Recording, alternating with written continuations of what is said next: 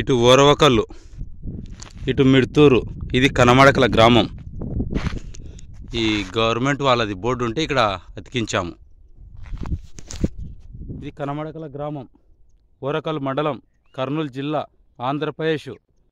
యేసుక్రీస్తు ప్రభును దేవుడు అని మీరు నమ్మడం వల్ల నరకమే తప్ప పరలోకం పోయే అవకాశం లేవు.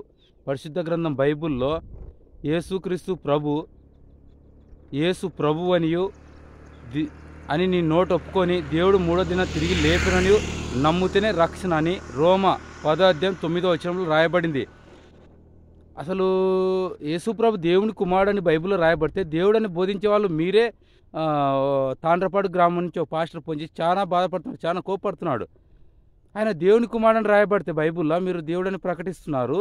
దేవుడు కాదు, దేవుడు అంటే నరకానికి పోతారని నేను ప్రకటిస్తున్నాను అంటే యాడ రాయబడింది అంటున్నాడు.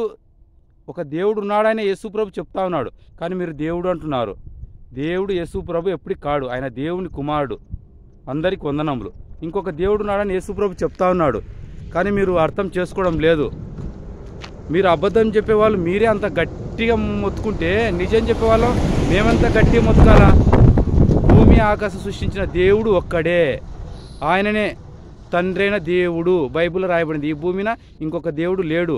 నచ్చినోడు పనికిమాలిన ఆయన ఒక్కొక్కడు ఒక దేవుడిని అనుకుంటూ తిరుగుతున్నారు, కానీ దేవుడు ఒక్కడే. బైబిల్ ఉన్న దేవుడు తప్ప ఇంకొక దేవుడు లేడు. జాగ్రత్త. ఇదో నా బండి సిట్ అండ్ రైడ్ వేసుకొని వచ్చాను. ఈరోజు తారీఖు గుర్తులేదు, 27వ తారీఖు 1వ నెల 2025.